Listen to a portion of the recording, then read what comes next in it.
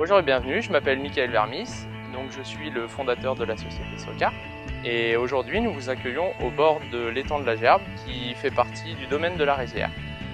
Donc vous pourrez ici apercevoir de nombreux animaux, puisque le domaine en lui-même est composé de 170 hectares de terre. Comme vous pouvez le constater, c'est un étang de 17 hectares, où il y a seulement à l'année 6 postes ouverts à la pêche. Et Sébastien a bien voulu nous accueillir, qu'on puisse tourner une vidéo sur le poste numéro 2. Je vous souhaite un bon visionnage.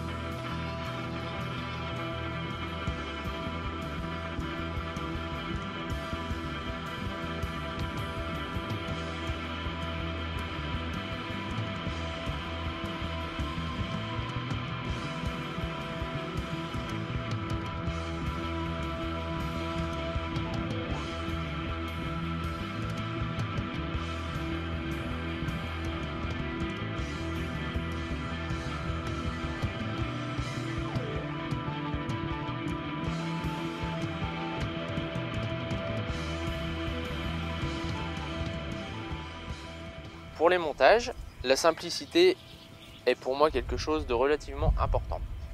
Il va de soi qu'il faut qu'il soit mécaniquement parfait, dans le sens où un hameçon de bonne qualité et des matériaux sur lesquels on peut compter, à savoir résistants, pour ne pas perdre les poissons à chaque touche. Mais au niveau de la conception en elle-même, je prône quelque chose de relativement simple. On pourra mettre le montage le plus sophistiqué du monde, avec les meilleurs appâts du monde. Dans une flaque d'eau, ça ne prendra jamais de carpe. Le plus important étant de repérer les lieux et de savoir où on pêche. Ensuite, avec un appât de qualité et en mettant en place un amorçage qui est adapté à l'alimentation du poisson sur le moment, nous pourrons facilement arriver à les déjouer. Donc ici, je vais vous présenter un montage qu'on utilise sur toutes les cannes. Donc c'est un montage qui est relativement simple. Donc vous avez une partie qui va être souple, ça va être le cheveu.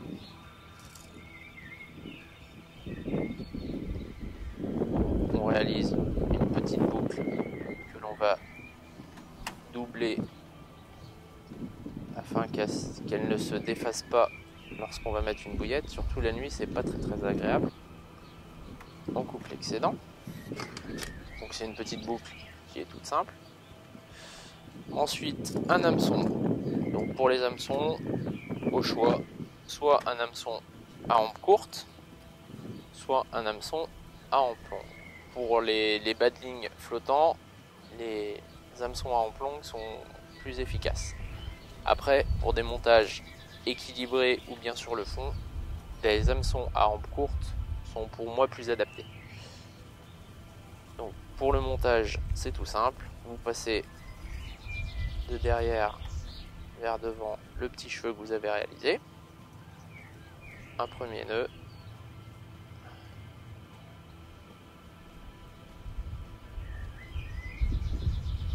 Voilà. Là, vous réglez par rapport à la taille de votre bouillette. Donc ici, une 20 mm.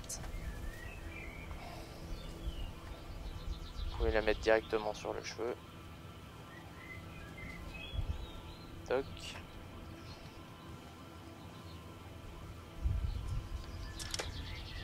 Petit stop bouillette tout simple. Voilà. Donc le petit nœud, tant qu'il est juste simple, on peut régler la longueur du cheveu. Donc ici le but, vu que nous allons réaliser un montage rigide, c'est d'avoir un peu de souplesse. Donc la souplesse va être au niveau de la bouillette. Donc là ici c'est le bon réglage.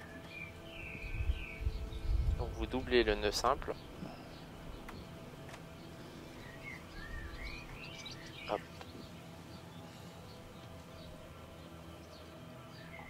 Vous serrez et voilà. On coupe un peu de la tresse. Ensuite, pour le fluoro, je vous conseille de prendre des fluorocarbone durs. Pourquoi? Parce qu'ils vont être plus rigides et souvent plus résistants à l'abrasion.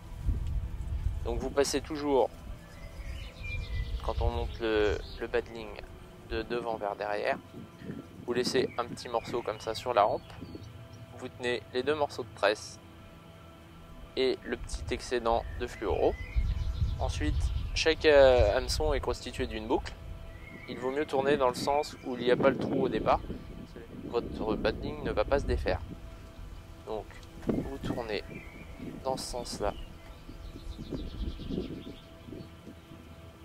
jusqu'à la pointe au minimum. Voilà. Ensuite, vous faites un retour.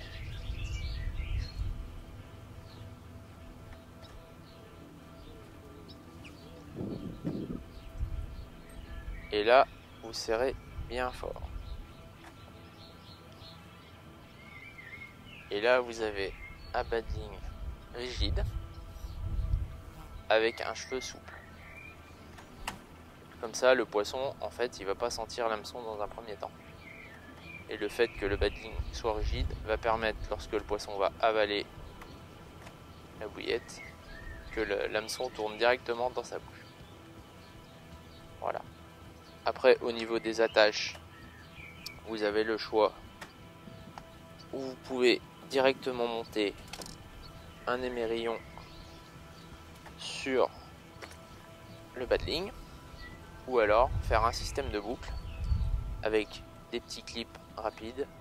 Et autant au niveau accessoire, je suis pas forcément pour, mais ça c'est vraiment quelque chose d'intéressant. Vous avez juste à clipser votre badling, vous pouvez les changer, vous pouvez comme ça prévoir un badling pour des flottantes, un badling pour des bouillettes denses, avec 2 bouillettes, 3 bouillettes, une bouillette de 15, une bouillette de 20, et vous avez juste à déclipser facilement avec les petites agrafes.